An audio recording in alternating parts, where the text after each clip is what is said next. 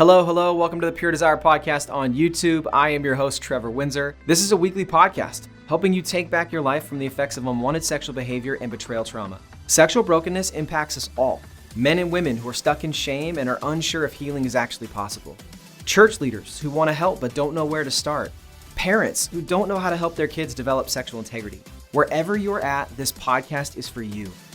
Through sharing stories of healing, interviewing addiction and betrayal experts, and normalizing the conversation on sexuality, we offer a clear plan for recovery and healing from the effects of unwanted sexual behavior and betrayal trauma. You have what it takes to break free, heal your relationships, and take back your life. Make sure to like, share, and subscribe to the channel. It helps us so much and really just pushes our message forward. All right, with that, let's get to this week's episode.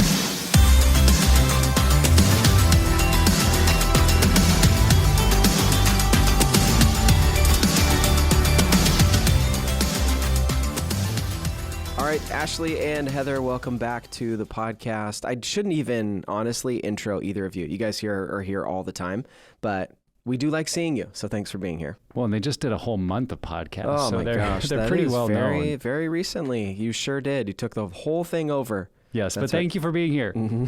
So this is like the super host episode because Whoa, I all like four of that. I hadn't even thought of that. Wow. I like that too. Gosh, like I'm thinking Marvel, like Captain America Civil War action, or are we talking like a team We up? could start putting like little asterisks next to these episodes, like, and then at the bottom, it would say That's super host episodes. Super host. Honestly, okay. I'm probably gonna do something with that. Okay, so even though, and we're just talking about this too, it's funny, it's probably already on the recording, but people won't get to hear it. But we just had a conversation even right now that we have talked about this topic before. We have talked about the Co-Addict model versus a partner-sensitive approach, but we haven't done one specifically on what this shift has done with our new Betrayal Beyond resource. And so to have both of you with us who were the primary authors working on the foundational work of Diane Roberts, it felt like a good time to have this conversation. And I know, Ashley, you get a lot of questions still, you and the groups team, about what the changes are with B&B. And so, we just wanted to get into it, talk about the new version. And I think Nick was going to start us off with really kind of a buffer question as we get into it. Yeah, so let's jump in. Heather, for listeners that might be newer to this topic or are still trying to kind of understand terms that, quite frankly, you don't hear in everyday life, but in the recovery community do get thrown around. Talk us through what is the co-addiction model and what would we call a partner-sensitive model, and what are the differences? Give us kind of an overview of these two approaches to recovery. So historically, when you had somebody who was struggling with sex addiction or compulsive sexual behaviors, it was determined that that person's spouse was in some regard also struggling with addictive behaviors, because why else would she be with somebody who was addicted? And so there was a lot of the language and even the model that said that you struggle too. And that's why you're with this person. And so our approach to healing for both of you is going to be identical. So the one who struggles is going to look at past pain, past trauma, family of origin issues, a lot of those things. And as the partner, because you also have addictive behaviors, then that model is going to look the same. So you're going to look at your past trauma, that your past pain, that your family of origin, because really that has a lot to do with the relationship and with your healing. So that was historically the old model. And so in recent years, it has come up that, you know what, this really isn't the best model, because to some extent, you're then blaming the partner for the addict's behaviors. And that's not right. And so that's when a lot of Dr. Barbara Steffen's work, that her work on a partner-sensitive approach, as well as a trauma-informed approach, those are kind of fused together, which then says that to the partner that, you know what, you're healing from the trauma that's being created because you're in a relationship with somebody who struggles, that trauma, we need to look at that first, that really is the reason why you're struggling the way that you're struggling, the reason why you're having these symptoms that really are symptoms related to trauma, not because you're an addict, but because you also are, because you're living with an addict. Those are kind of the key differences. Yeah. And early in my recovery journey with John, I realized and was told and know about myself that I can be very controlling, but in the context of, and that control issue comes from my childhood, my family of origin. But really when it comes down to it, it's really about seeking safety. So yes, I have behaviors that can slide easily into controlling behaviors, but even as a child, I was seeking safety if somebody forgot to pick me up from school. So then as an adult, I may be asking or controlling a situation because of that fear that I might be left alone. And so that is a legitimate thing that I wrestle with and I've worked on and I'm aware of. But in the context of a betrayal in my relationship, it's completely different. We shouldn't be starting off talking about, my control issues. Those can be later for a marriage session after we're through the betrayal. But that fracture in our relationship attachment, in our relationship, like that injury that brought us to finding help, that is not about my childhood control issues. Anything I'm doing in my marriage is really seeking safety because my marriage and my most vulnerable partner that I have on earth, my most intimate partner I have on earth has betrayed me and cut me deeply. And so I'm looking for safety. And if we want to look at John's history, he had already been stuck in his sexual addiction for 20 years before even knowing me. So that my control issues didn't cause his addiction. And I think that separation of trying to tie all of the spouse's childhood issues to the relationship is not appropriate when they're there healing from a betrayal. That is for later, or if a couple is just trying to figure out how to integrate their two lives and how they relate to each other. Yeah, I think there really was a value to the co-addict model in that it really helped people see that the marriage was impacted, that both people were being impacted, and as a couple needed to figure out recovery. So that model did, I think, create some awareness that maybe wasn't there before. But on the real downside or a drawback to it is it really processed the whole experience through the lens of the addiction and the struggler and what they were going through, and treated the spouse kind of as a subsidiary to the whole story. And it was like, well, yeah, you're along for the ride, and so we need to address your issues too. But it didn't allow them to have their own story. And that's what I think is so powerful about the partner-sensitive approach and being trauma-informed, is it recognizes you have two people that are having two very different experiences and really need two very different things in the process. And in the end, would all of us benefit from understanding our family of origin? Would all of us benefit from knowing what's wounded us and how it drives our thoughts, emotions, behaviors?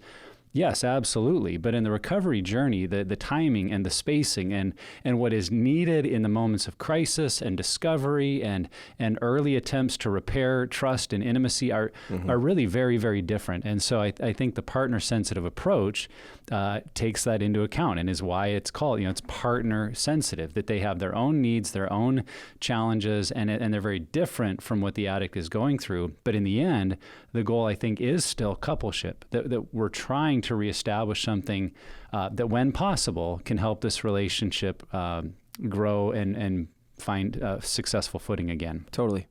So this wasn't a small shift for us, specifically with this change to Betrayal and Beyond. And so what was the catalyst for changing and updating it? And just what was the motivation? Because again, this was not the small little tweak. This was an overhaul of a model. So what was the motivation behind that? We always listen to our people. So, we understand that every resource isn't going to reach every single person, that there's a small percentage of people that it won't apply to, they don't like it. We know that we can't be everything for everybody, but overall, the resources that we create, we tend to hear consistent, good feedback and see consistent results out of that. And so I've been over the women's groups for around 8 years now. And I'd say about 5 years ago, started to get more and more feedback that women were pushing against anything codependent. They didn't want to be blamed for their spouse's addiction. And, of course, me being like so opinionated, and that's how I found my healing and everything, was like, oh, well, she must be codependent, like not seeing it. But the more I kept seeing people push against it, and started researching myself through my own experiences of like, I feel like there's still part of this betrayal I haven't healed yet. There's still some issues here that I'm struggling with. I started to put it together. And so then I just started making lists and of all the feedback. And I, I mean, Heather and I had 4 pages of just filled with feedback from people. And so we don't see that unless there really is something to look at and something to update. And so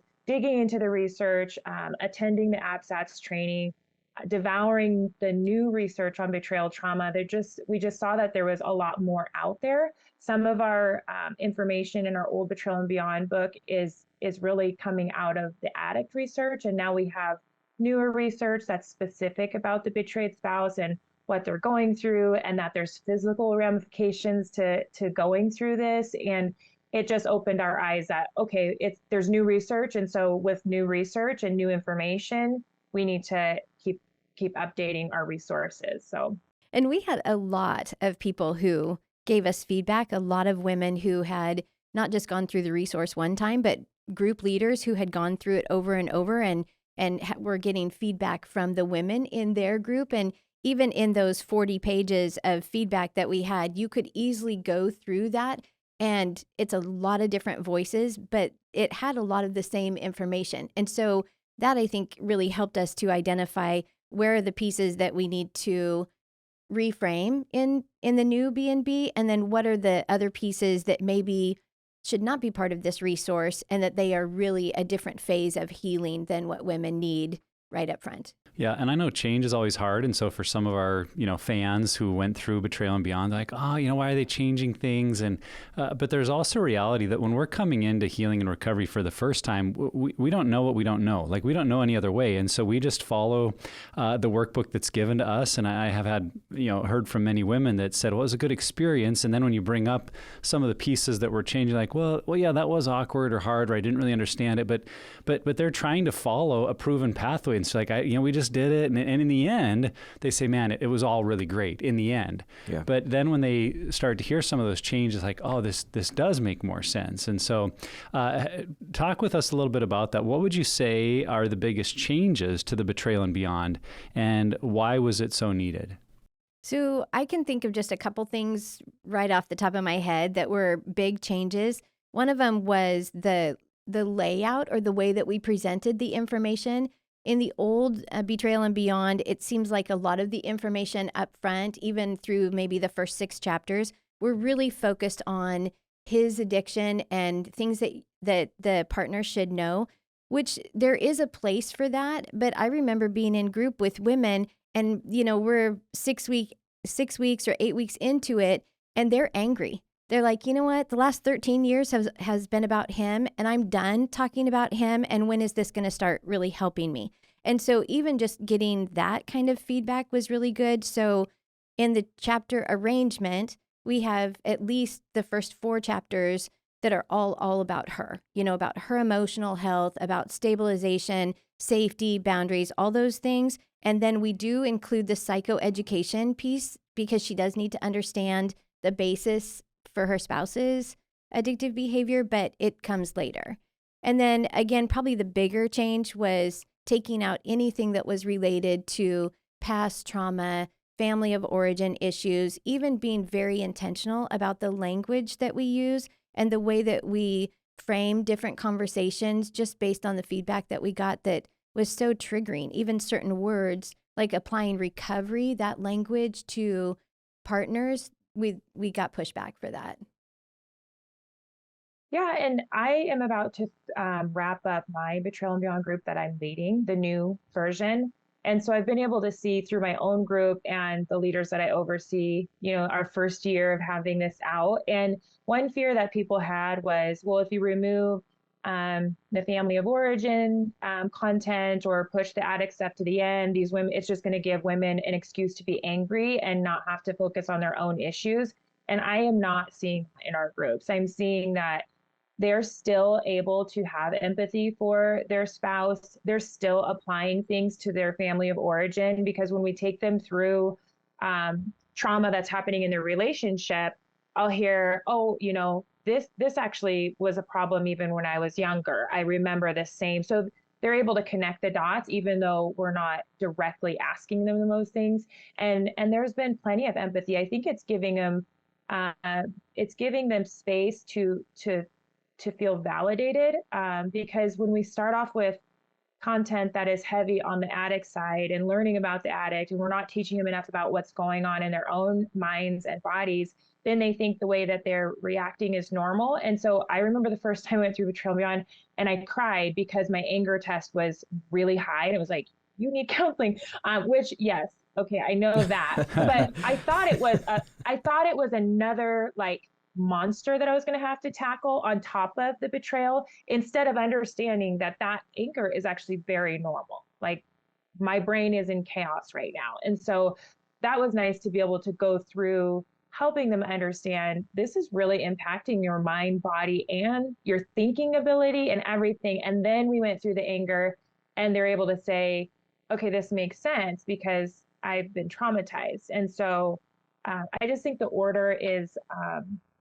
it's a little slower so that we can help them understand themselves before going into understanding their spouse. I think and this is sort of an answer to both the first question or the second question and the third question, but like one of my favorite things about Pure Desire, and it's been here since, like in my experience in my 6 years here, is that Pure Desire has a level of humility when it comes to what we put in our resources. We're not just saying we're the experts and we're not going to change. It's a sensitivity and a humility to when new research comes out or there are new findings or we see models that work better. We're more willing to acknowledge the value there and then adapt it to what we do if it's possible. And so I love that, because this is like, the motivation is not, we just think this would be better. It's no, we're hearing that this is a better model and would fit our audience and help the people that we serve better. And so I really appreciate that sensitivity. And I know a lot of that sensitivity came from both of you. And so we also appreciate that you were willing to listen, you were willing to take the notes, and then you were willing to implement the changes. It's pretty cool. Yeah. And I think about that fear that you brought up, Ashley, that, well, if we do this, partner sensitive model and tell them it's not your fault, that they'll just stay stuck in anger. And it's kind of like saying that if someone is in a car accident where they were just completely blindsided and we said to them, oh, this totally isn't your fault, that will somehow demotivate them from wanting to recover from the accident. It's like, that's kind of an odd way to think about it, because if you're in an accident, whether it's your fault or not, you're looking at, I need to get better. And if someone is stuck in anger and blaming and bitterness towards their spouse, I think they're self-aware enough to see, I'm still not healthy. And so allowing this partner-sensitive approach really gives them the freedom to get healthy, to deal with what's happened to them. And we feel that in the end, and I think one of the criticisms we also heard about the partner-sensitive approach is like, well, it devalues relationship, it devalues that marriage connection. And I would say absolutely not. It allows the spouse to move towards healing and recovery so that they're able to return towards the relationship with health and with a firm foundation, and not just some old unhealthy patterns of trying to make the marriage work and overlook what's happened. So I really think health for the betrayed spouse is setting them up for a successful recovery of the marriage when possible. And that's why, AppSets really has set up the partner-sensitive model has these 3 phases. And we got to learn about them when we all took the training, that safety and stabilization are first. And that's really where this Betrayal and Beyond is camped at, is in that first phase. The second phase being the grief and the remembering. And then the third phase being reconnection. And so in some ways, we had the order all mishmashed together originally, and now we're following that order so that reconnection, as it happens, really is setting a couple up for success in the marriage for the long haul. Yeah. So let's press into that then. Because we've already talked about now what has changed. What stayed the same in this resource from the old version, and why is that important in this update to keep those things the same? So I've always thought that the Betrayal and Beyond, even the old version, had such good foundational information and tools. A lot of the tools have stayed the same, talking about trauma and safety seeking and emotional stabilization, wearing masks, which is huge for partners. Not COVID masks. Not COVID Emotional masks. Yes, yeah. Okay. But just masking how we're actually feeling, forgiveness, all of those things. And really, one of the best things that we could do was to take all of those really great foundational pieces and push into those a little bit more. So instead of having, maybe 2 lessons that talk a little bit about trauma, we were able to then give women 4 lessons to say, you might be experiencing these kind of symptoms, and here's why. And so really just helping women recognize more so their need to take their own healing seriously, because it's like, if you're in the morning, if your brain is just ruminating over discovery or disclosure and all of these things that are happening, and all day long you're not productive and you can't take care of yourself well and you can't take care of your kids well, and by the end of the day your brain is still in the same place, you need to have that awareness that something is wrong, not with you, but something is impacting you, and you need to make a change, something that's going to help you to find healing. And so it did take all of those really great things that were in the original version, but then because we had taken out some other things, it gave us more space and more time, essentially, to really help women to get a strong foundation in these first 2 phases of their healing journey that really are going to set them up for whatever comes next for them.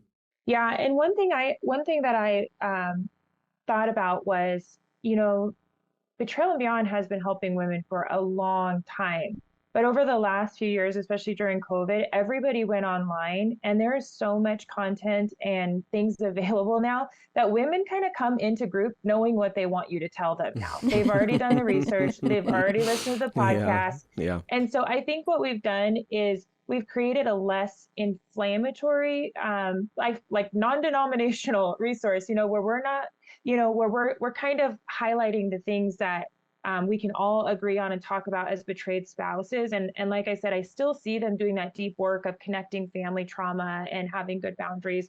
But without saying, well, what did you bring into the marriage? What are you contributing to this chaos that's going on? We're giving them a place to still talk about these things, but without kind of like an accusatory tone. And the leaders that I get that, have struggled with the change, they're often leaders who've been doing it for 10 or more years or have done 10 or more groups, and they're great leaders. But we've designed these workbooks to be for the lay person in a church or just somebody that can pick it up and say, let's go through this together. And so I think we've given them a resource that they really can pick up even easier and go through. And regardless if they have a woman who comes in listening to this podcast and knows all this information, they're able to talk about this mutual information about let's heal from betrayal. Let's understand what's happened to us, mind, body, and soul because of betrayal, and then move forward in health. And so I think that in a group setting, it's a lot more appropriate. If you're an experienced leader or a counselor, you can navigate some of those more complex issues faster. But this is first phase for most women, and we want it to feel very safe for them to come. And we don't want them to hear anything that they may have heard in their marriage. Well, your family has this too. That's not why they're there. So the point is healing from betrayal trauma first before moving into those family issues. Yeah, and I would add that the structure of the group has remained the same, the packaging that the group comes in. And so it is still the same general time frame, the same length, the same group guidelines, the same place of safety and confidentiality and honoring other people's stories and not, going off on rabbit trails and having crosstalk and telling everybody how to fix their lives. There's some of those safety parameters that we have seen just make for healthy groups. And so those are still in place. The packaging that it comes in is still very similar. The content has changed a lot.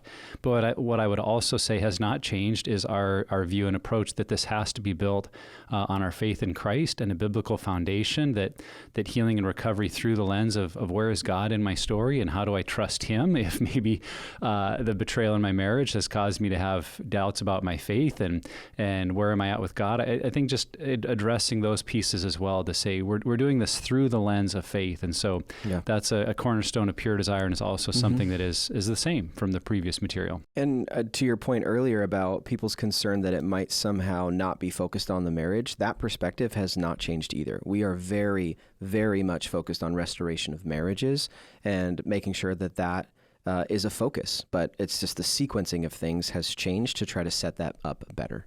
Yeah. So in what ways would you say that the new approach is better for spouses? And maybe to add, what are you hearing as women walk through it, as groups use it? What are the outcomes that you're seeing that is making this effective for women healing from betrayal?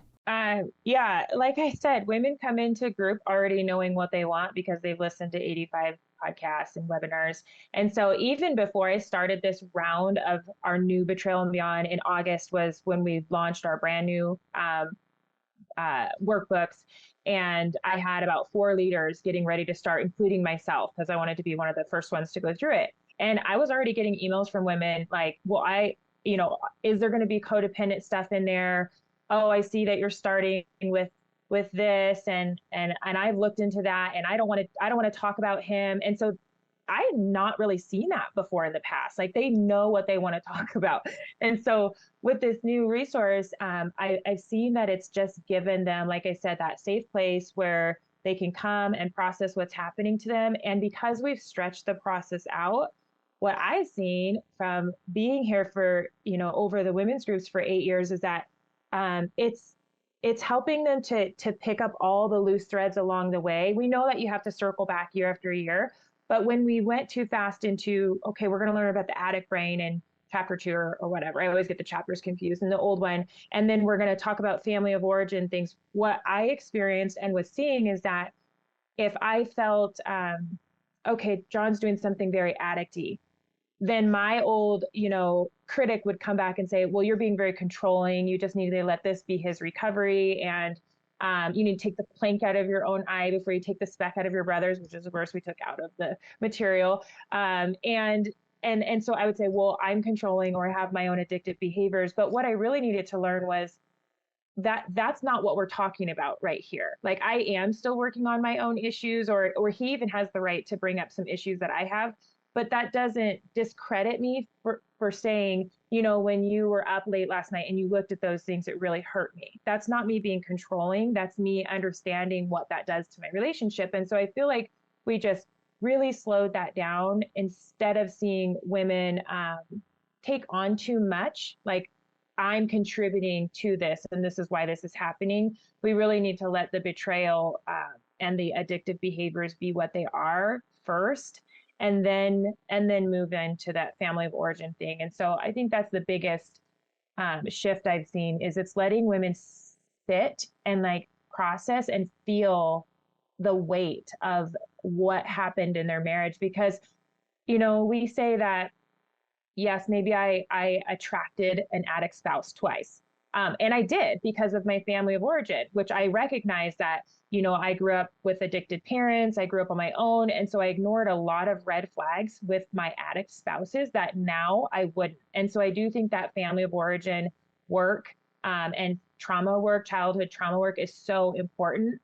But also, we have women who come in and their husbands didn't have this kind of issue before they went into marriage. It was, they were in night school and they were in residency school, and the work and the flirty nurses and the lack of boundaries brought them into this situation that honestly was not there before marriage. And so sometimes the sin nature or curiosity or lack of good awareness brings them into a situation. And so to have a woman come in, which I've had, it was a very sad email. She said, I've worked multiple jobs. I've cared for our kids. I helped put my husband through med school, all the while he was having an affair with the nurse. And so to come into a group and be told, what are you doing to cause this? Or what did you contribute to this? Just feels like a punch to my gut. And I don't think this is for me. And so that was really hard for me to hear. And I don't see that with the new material at all. Yeah. I remember when we were having some initial conversations, you said an illustration about someone breaking their foot and going into the hospital. And that, for me, helped me see this so much better. Could you explain that illustration really quick? I feel like that'd be helpful for people to hear. Yeah. So the way that I think of betrayal trauma and the difference between the approaches that we take, or that we took historically and now, would be that, let's say a woman or a person goes into an emergency room and they have a broken foot and they weigh 400 pounds. And the ER docs say, you know what? Yes, your foot is broken, but you're really overweight. And so really you should leave and go work on that and come back, after you've lost 100 pounds or more, and then we can fix your foot. And it's like, that wouldn't benefit anyone because the crisis is not the weight that's been building over time, but the crisis is that their foot is broken and it's only going to get worse if they continue to walk on it and they weigh 400 pounds. And so we need to fix their foot right now, and then we'll work on everything else later. And so I think that was helpful even for me in this process to think of, what do they need right now? What do women need who are right after discovery or in this crisis thing? And also keeping in mind that when women are put in this situation, well, any partner who's experienced betrayal, you're put in a situation and you're in the middle of it. It's not the start of it. And that's the other thing, is that right now, in order for you to feel safe and get some kind of emotional awareness and stabilization, what do you need right now? And I think even like Ashley was saying, one of the bigger reasons for slowing down this process was to help women recognize, to, like Ashley said, sit in how they're feeling, put a word with that feeling, and then also be able to communicate that feeling in a way that is healthy and expresses her boundaries. You know what I mean? And so it's like all of those kind of things take time. And I think in slowing down this process, we're giving women, again, what they need up front to deal with the crisis that they're in, so that then it sets them up for what comes later. Another way that I think the new approach is better is that the co-addict or the codependent model kind of assumes an addict that is still in the picture, that you could be codependent with someone, that there's a marriage they're working to restore or trying to rebuild. And that's just not a reality for all women who are in betrayal. And we've had many, many women come into groups that he's already gone. The marriage is already ended. This is maybe something in their past, whether recently or further back, or women who might still be married, but it is not reasonable or healthy to consider that with the state of the behavior or what's happening on the addict side, that it can make it. And so I think for those spouses that tried to go through the old Betrayal and Beyond, they were always kind of filtering it through that's not my case, or I'm not working on that with my husband because he's not here and I don't want him around and he shouldn't be. And in this approach, it's much more universal.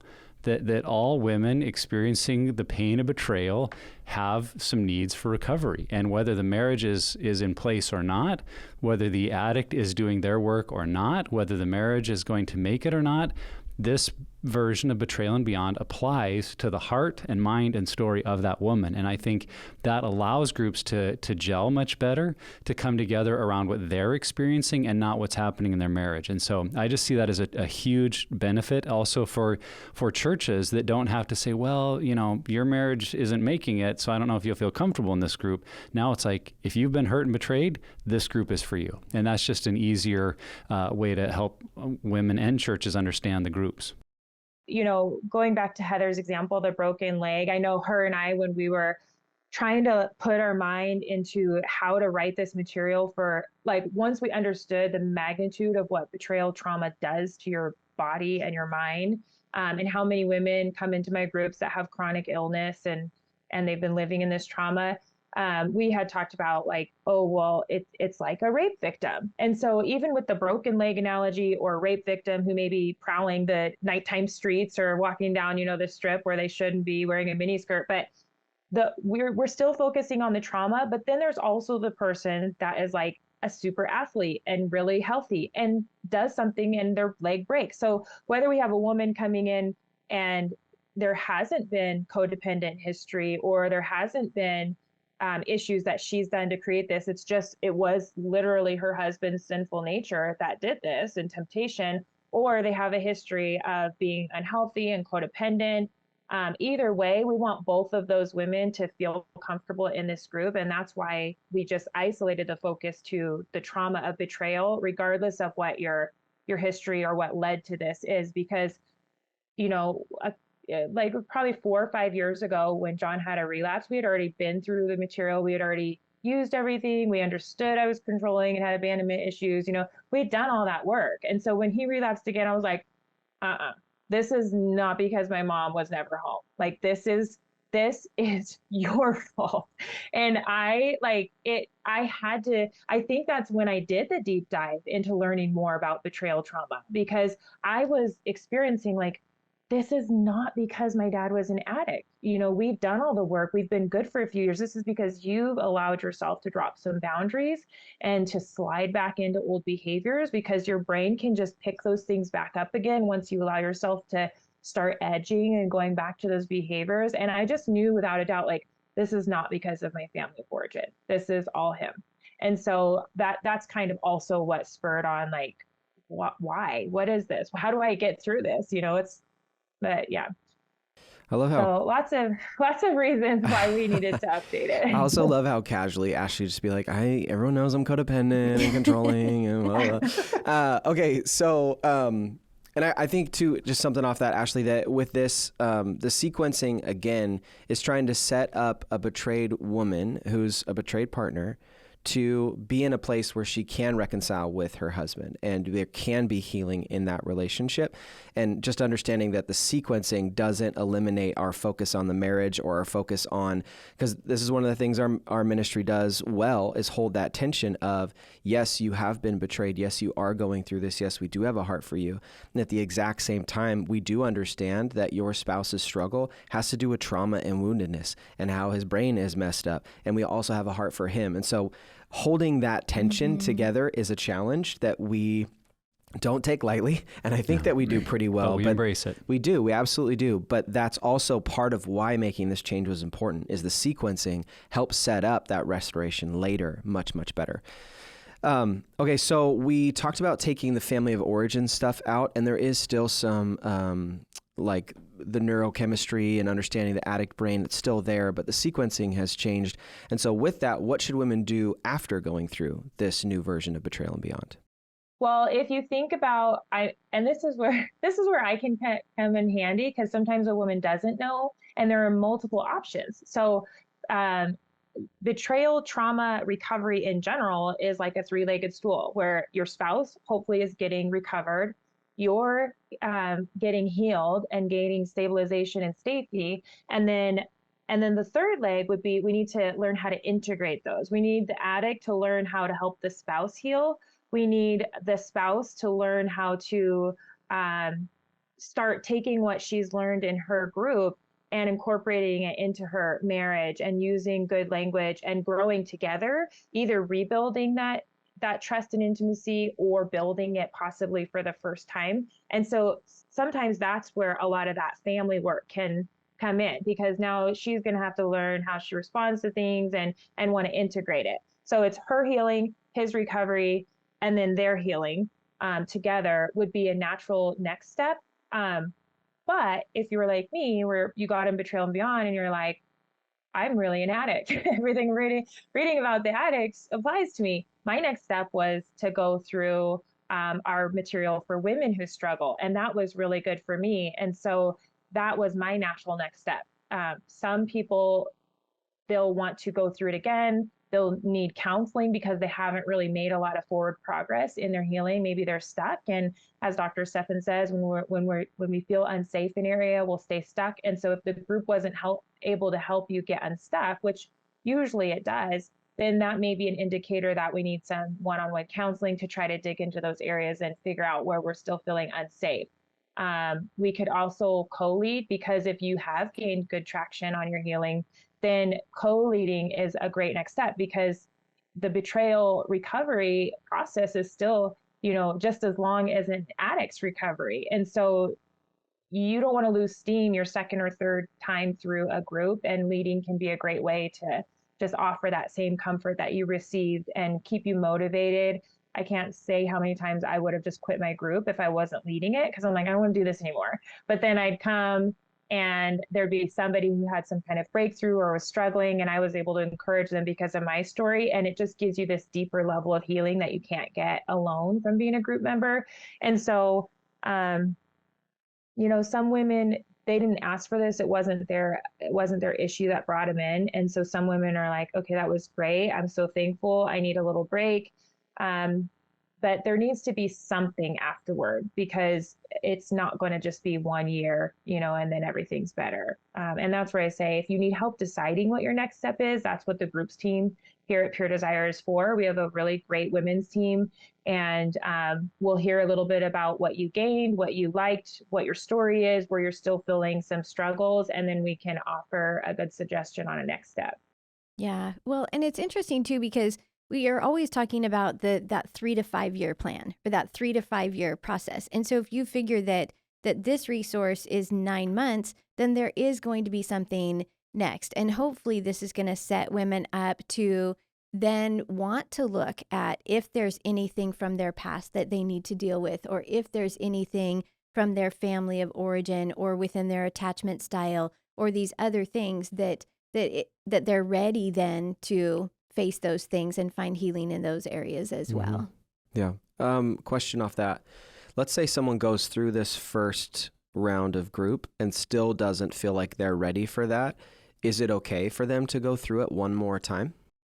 Oh, yeah, absolutely. I mean, a lot of times we see it with the addicts and the betrayed spouse that they come in and, they're in crisis, either in trauma or betrayal trauma, or stuck in their addiction. And so that's why when people go through the second time, the first few chapters are like, I don't remember answering this. And I can't believe I even wrote this, because it's like the first few months of being in group is like breaking this denial and starting to feel safe enough to look at things. And then the second time you go through group, you're really in a good place to just dive in, and you weren't really there when you went through it the first time. Yeah, I'd say in many groups, sometimes that first time through is triage care. It's stopping the bleeding and the pain. And the second time through is like physical therapy. Yeah. It's learning new rhythms, and it can be the same material and very, very different experiences. A couple of things I would add, particularly for those couples that are looking to rebuild the marriage, that are trying to create that connection with a spouse where both have been doing some work. If you haven't seen our video series, Sexual Integrity 101, I know for many couples, the ability that you can stream that and just watch it together at home starts to bring together your stories in kind of a very introductory, basic way, and open up some of those conversations. So that can be a great tool to use as a couple, or if it's being used at your church, to join in on one of those groups. And then another resource that we have that when couples particularly are starting to feel traction and are ready to go to some of those deeper places together, to use the couples workbook Connected. It's a very, very powerful resource, and it's deep. So we do caution people, like, this isn't just a surfacey, like, 3 tips for better communication in your marriage. It's like, what are my core wounds that create triggers, and what are yours, and how do our triggers play off of each other? And it's going to take you into some of your stuff. But if you're feeling traction because you've done group, or maybe you've done counseling together, that Connected workbook is a powerful tool for couples to use as a second step. So either one of those could be a good place for women who are finding that desire to return to some health in their marriage and to begin building something together. All right, last question here that some of the listeners might be thinking through. What if a woman has gone through the previous version of Betrayal and Beyond, and maybe answer to both scenarios? Maybe they feel like they've got really good traction, or they feel like they're still stuck. Would going through the new version of Betrayal and Beyond be good for them if they've already done that experience with the old version? I would say yes, only because it's different enough. If you figure that probably, I would guess that maybe 50% of the old material is in there, again, in a different format and maybe even in a different context a little bit, but still there's a lot of really great new information in there. And even the way that we streamlined the journal a little bit so that the journal really is more focused on the application piece of the process.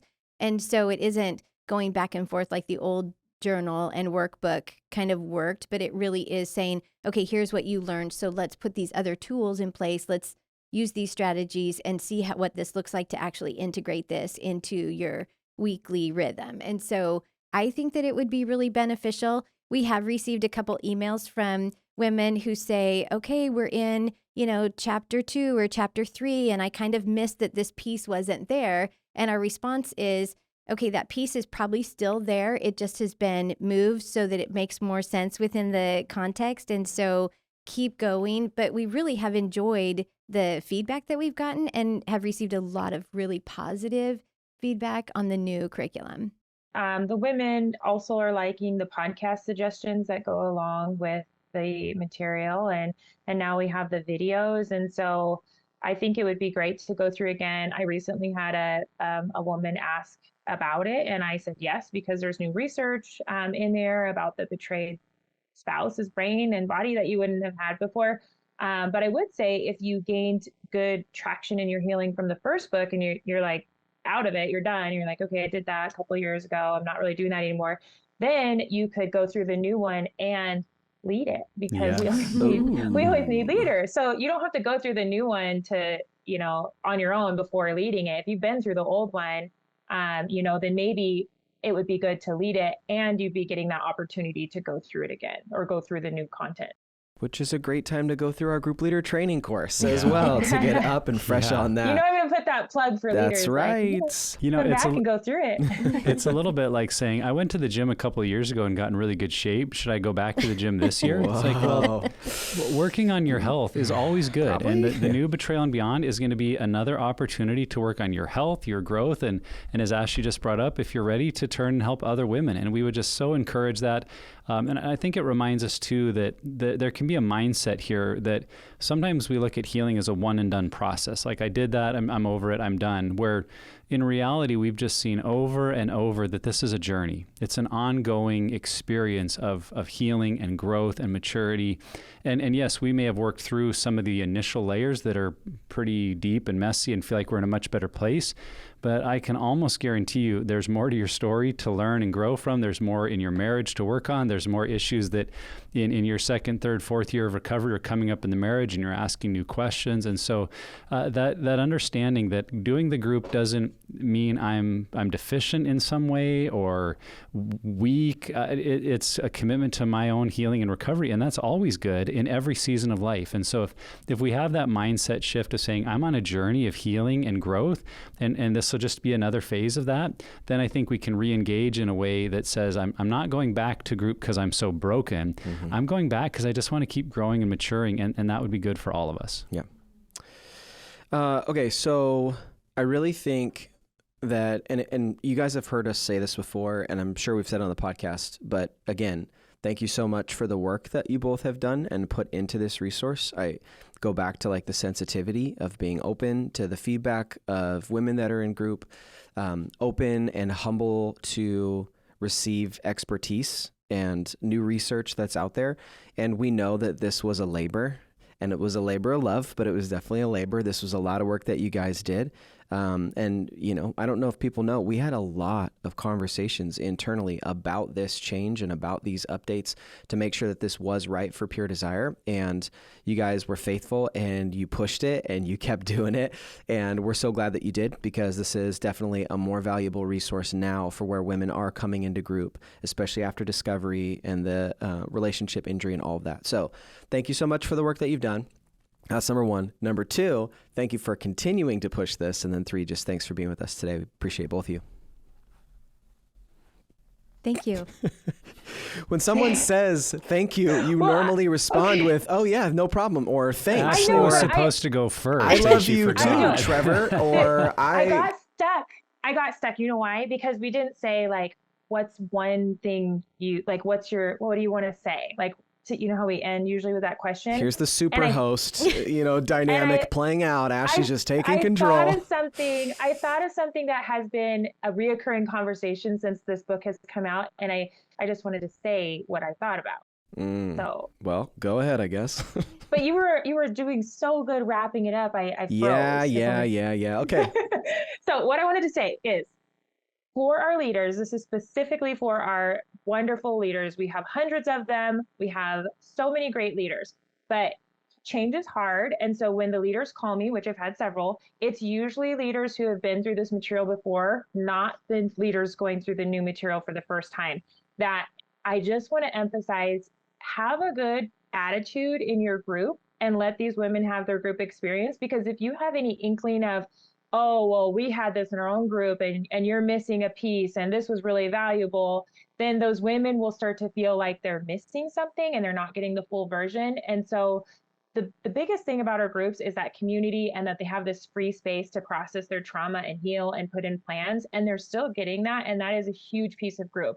And so just go in with a very positive mindset that you are happy for them, you're excited for them, and leave out the stuff of, well, you're missing this, or the old book was better, or the old book did this. So if you could leave out, like, it's almost like getting married. You wouldn't be like, well, my other husband did this. Well, my other, like, leave your old husband out of the group and just like let them have their experience, because they are doing well. It's now been almost a year and multiple groups have finished, and the women are doing really well going through the group. So leave old guy out of it. That's all. Well said. Thanks, Ashley. And you know what's really funny is that Ashley's like, where was that question? And I don't know if you realize this, listener, but Ashley wrote these questions. So the fact that it's not in there is on you, girl. And I'm not going to thank you again. Okay. I already did that. So wherever you're at on your journey, Pure Desire is here to help you take back your life from unwanted sexual behavior and betrayal trauma. If you or someone you know needs recovery and healing, go to puredesire.org and begin the journey today. If you like this episode or are a fan of the podcast, please share it with others. Make sure to check out the full episode on YouTube as well. And lastly, never stop being helpful.